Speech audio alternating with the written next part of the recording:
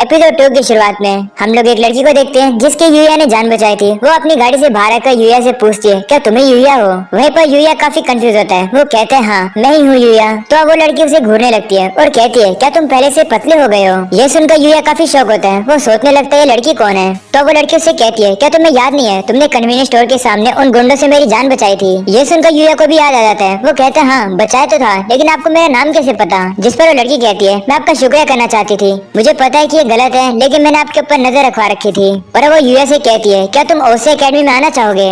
ये सुनकर यूया के भाई बहन काफी ज्यादा शौक हो जाते हैं। और यूया कहते हैं, ओसे एकेडमी वो तो वही सुपर एलिट स्कूल है। तो अब वो लड़की अपना इंट्रोडक्शन देती है। वो कहती है, मेरा नाम कावरी हो जो है और मैं ओसे एकेडमी के स्टूडेंट काउंसिल की एक ऑफिसर हूँ। तभी कावरी के साथ में खड़ी हुई एक लेडी यूया से कहती है, कावरी के फादर ओसे एकेडमी के चेयरमैन हैं। जब उन्होंने ये सुना कि तुमने कावरी की जान बचाई है, उसके बाद से वो चाहते कि तुम भी उनके एकेडमी में पढ़ो। ये सुनकर यूया कहते हैं, लेकिन मैंने तो इन्हें बचाया नहीं था। आपका ऑफर मुझे काफी अच्छा लगा, लेकिन मुझे नहीं लगता कि मेरी एकेडमिक एबिलिटी इतनी है कि मैं ओसे एकेडमी में एनरोल हो सकूँ। ये सुनकर यूया के भाई बहन कावरी से कहते हैं, क्या यूया की जगह हम लोग आ सकते हैं? हमारी एबिलिटीज यूया से बहुत ज्यादा है। जिस पर कावरी ने मना कर देती है। वो कहती है, ये ऑफर सिर्फ यूया के लिए ही है और मैं कभी भी ऐसे को एनरोल नहीं होने दूंगी जो कि यूया की बेइज्जती करते हो। यूया के ऊपर नजर रखने के बाद मुझे पता लगा कि तुम लोग साइड में खड़े होकर बस तमाशा देखते थे। ये सुनकर यूया के भाई बहन कुछ बोल ही नहीं पाते हैं और वो जमीन पर बैठ जाते हैं। जिसके बाद कावरी यूया के पास जाकर कहती है, चिंता मत करो, हमारी एकेडमी एक पर्सन की कैरेक्टर स्ट्रेंथ को प्रायोरिटाइज करती है, न कि एकेडमिक स्ट्रेंथ को। तभी वही लेडी कावरी से कहती है, समझाने से अच्छा क्यों ना हम लोग यूया को अपना स्कूल ही दिखा दें। इस बात पर कावरी मान जाती है और वो यूया का हाथ पकड़कर अपने स्कूल में ले जाने लगती है। वहीं यूया के जाने के बाद उसके भाई बहन काफी ज्यादा चिढ़ रहे होते हैं। और अब अगर सीमर लोग देखते हैं यूया ओसे एकेडमी में पहुंच जाता है। वो कहने लगता है, ये काफी पॉपुलर स्कूल है, मैंने भी स्कूल का नाम सुना है, यहाँ पर ज्यादातर जीनियस बच्चे पढ़ते हैं। लोग कहते हैं कि अगर तुम स्कूल में आ पाए तो तुम्हारा फ्यूचर सेट है। और अब अगले सीमर लोग देखते हैं यूया सबसे पहले चेयरमैन के ऑफिस में आता है। वहीं चेयरमैन अपना नाम बताते हैं जो कि होता है सुकासा होजो।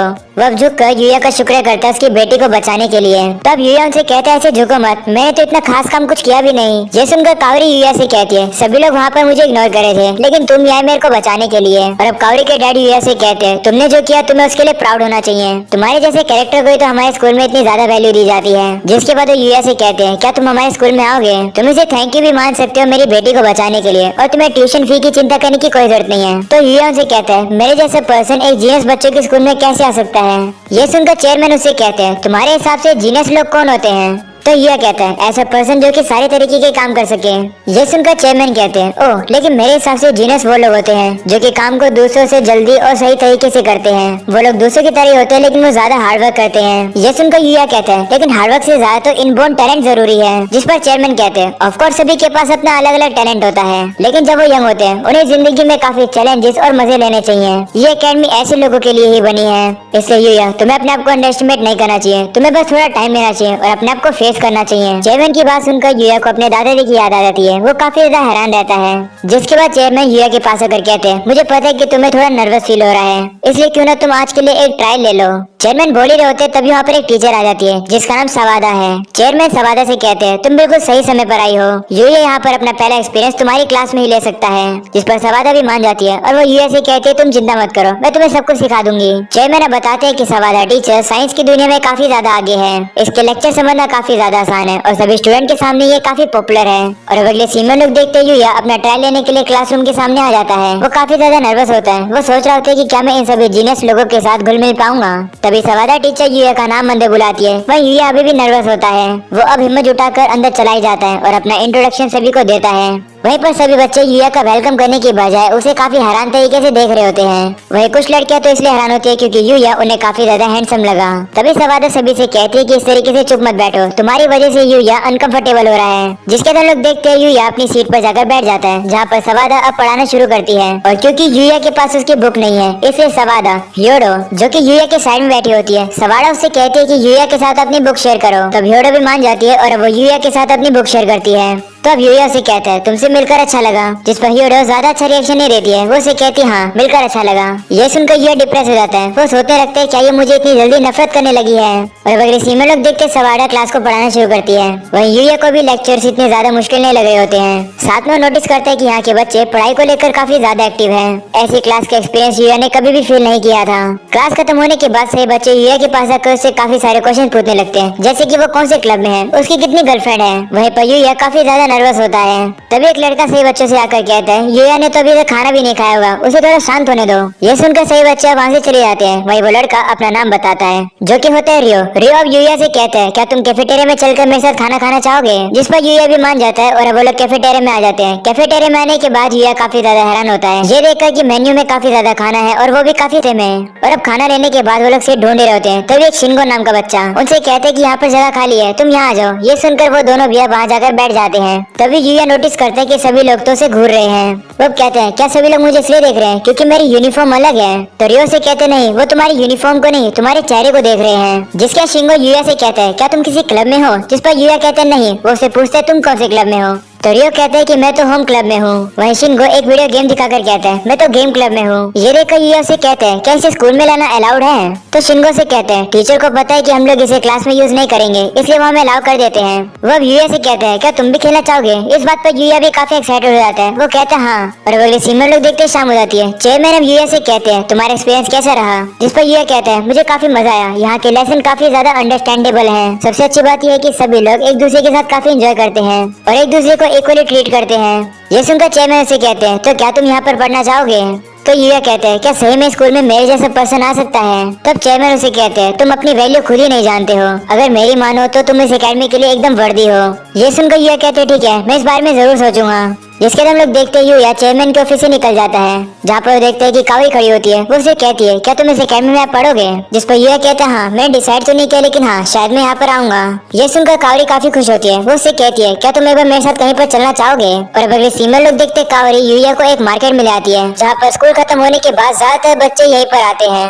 ये काफी फैशनेबल एरिया है और यहाँ पर टीवी शोज भी किए जाते हैं। वहीं अब यूया कावरी से पूछता है क्या तुम अपने दोस्तों के साथ यहाँ पर आती हो। इस पर कावरी कहती है मुझे बताने में शर्म तो आ रही है लेकिन मेरे पास ज्यादा लोग नहीं है जिनके साथ मैं घूम सकती हूँ, क्योंकि मेरी फैमिली की वजह से ज्यादातर लोग मुझसे दूर रहते हैं। लेकिन यूया मैं यहाँ पर तुम्हारे साथ आना चाहती थी। ये सुनकर यूया काफी शर्मा जाता है और अब वो बात को घुमाने के लिए कहता है हमें ये ट्राई करना चाहिए। तो कावरी भी मान जाती है और अब वो लोग जाकर आइसक्रीम खाने लगते हैं। वह यूया कहते हैं अच्छा वह मुझे दूसरे वर्ल्ड से पैसे मिल गए थे, नहीं तो मैं ये नहीं खरीद पाता। जिसके बाद वो लोग उसे खाना शुरू करते हैं। वह यूया थोड़ा चिंता में होता है। वो कहने लगता है मुझे ज्यादा नहीं खाना चाहिए, नहीं तो मेरा वजन वापस से बढ़ जाएगा। और अब वो कावरी से कहते हैं वैसे तुम्हें कैसे पता चला कि मैं वही हूँ जिसे तुमने उस दिन बचाया था, क्योंकि अब तो मैं अलग दिखता हूँ। जिस पर कावरी कहती है लेकिन तुम्हारी आंखें तो अब भी सेम है, तुम भले पतले हो गए हो लेकिन मैं तुम्हारी आंख नहीं भूल सकती हूँ, तुम्हारी आंख के अंदर सच्चाई और काइंडनेस दिखती है। ये सुनकर युवा थोड़ा शर्मा जाता है और उसे कहते हैं हो जो सा ऐसा मत बोलो। ये सुनकर कावरी को उस पर गुस्सा आ जाता है। वो उससे कहती है मुझे लगा कि हम लोग दोस्त बन गए हैं, लेकिन फिर भी तुम मुझे लास्ट नेम से बुला रहे हो, मैं चाहती हूँ कि तुम मुझे कावरी बुलाओ। तो युवा भी मान जाता है और उसे कहते हैं ठीक है कावरी। ये सुनकर कावरी काफी खुश हो जाती है और उसके साथ अपनी आइसक्रीम शेयर करती है। वहीं पर युवा भी थोड़ा शर्मा शर्मा की बाइट ले ही लेता है और अब कावरी को भी रियलाइज हो जाता है कि उसने क्या किया है। वो शर्मा जाती है। वो कहते हैं माफ करना, मैं बस ज्यादा खुश हो गई थी। वहीं युवा उसे कहते हैं कोई बात नहीं और अब वो अपनी भी उसे शेयर करता है। वहीं पर अब कावरी भी शर्मा कर उसके शेयर में से हिस्सा ले ही लेती है। ये सब देखकर वहाँ बैठे हुए लोग कहने लगते हैं ये कितना क्यूट कपल लग रहा है ना। और अब अगले सीन में लोग देखते हैं युवा को जो कि दूसरे वर्ल्ड में जाने की तैयारी कर रहे हैं, क्योंकि अगर एक बार उसका एकेडमी के अंदर एनरोलमेंट हो गया तो वो काफी ज्यादा बिजी हो जाएगा। जिसके अंदर लोग देखते हैं युवा दूसरे वर्ल्ड में आ जाता है, जहाँ पर वो अब भी डरा होता है, लेकिन फिर भी वो हिम्मत उठाकर उस मोस्टर को मार देता है। उस स्लैम को मारने के बाद यूया उसके आइटम्स को कलेक्ट करता है। फिर वो देखते हैं कि उसका लेवल तो 235 हो गया है। वो कहता है कि मेरा लेवल अब पहले से काफी धीरे धीरे बढ़ रहा है। लगता है मेरे घर के 5 स्ट्रॉन्ग मोस्टर खत्म हो गए हैं, लेकिन अगर मैं उस फेंस के बाहर जाऊंगा तो मुझे काफी पावरफुल मोस्टर मिल जाएंगे। यूया अब डिसाइड करता है कि वो बाहर जाएगा। वो जैसे बाहर आता है उसे किसी की चिल्लाने की आवाज आती है। आवाज को सुनने के बाद यूया काफी तेजी से वो जंगल के अंदर जाता है और उसे पता चलता है कि वहाँ तो काफी सारे लोग मरे हुए हैं और उनको मारने वाला एक मॉन्स्टर होता है जिसका लेवल 200 है। ये देखकर यूया डर जाता है क्योंकि उसके लिए खतरनाक एनकाउंटर है। तभी यूया की नजर जाती है कि वो मॉन्स्टर एक लड़की के ऊपर हमला करने वाला है। यूया उस लड़की को बचाने के लिए उस मॉन्स्टर के ऊपर अपने वेपन से हमला कर देता है, लेकिन वो मॉन्स्टर काफी पावरफुल होता है। वो यूया के वेपन को आराम से रोक लेता है और अब जब उस मॉन्स्टर का ध्यान भटका हुआ होता है तब यूया जल्दी से ऊपर से कूद कर आता है और अब उस मॉन्स्टर के मुंह पर हमला करके उसे दूर गिरा देता है। जिसका यूया उस लड़की की तरफ देखकर कहता है क्या इस दुनिया में लोग भी हैं। तभी वो लड़की यूया को बताती है कि अपने पीछे देखो। तुम्हें पता लगता है कि वो मॉन्स्टर वापस से यूया के ऊपर हमला कर देता है। यूया को टाइम नहीं मिल पाता उसको डॉज करने का और वो पेड़ के जाकर भिड़ जाता है और अब वो मॉन्स्टर वापस से यूया की तरफ आ रहा होता है। यूया को भी पता लग जाता है कि वो अभी इस मॉन्स्टर को नहीं हरा पाएगा, लेकिन वो हार नहीं मानता है। वो कहने लगता है कि मेरे पास खुद की ताकत भी है। ऐसा बोलकर यूया एक तलवार बाहर निकालकर उसके ऊपर हमला कर देता है और उसे हरा देता है। जिसके बाद यूया उस लड़की के पास पहुंचता है, लेकिन वो लड़की बेहोश हो जाती है। तभी अचानक से हम लोग देखते हैं उस लड़की को ढूंढते ढूंढते कुछ लोग आ जाते हैं। तभी यूया एक इनविजिबल स्किल का यूज करके वहाँ से निकल जाता है। वहीं पर वो लोग उस लड़की के पास आकर काफी खुश होते हैं कि ये लड़की अभी भी जिंदा है। एंड अब इसी के साथ हो जाता है ये एपिसोड यहीं पर खत्म। पसंद है तो लाइक कर देना, चैनल को भी सब्सक्राइब कर देना। मिलते हैं फिर इसके नेक्स्ट एपिसोड में।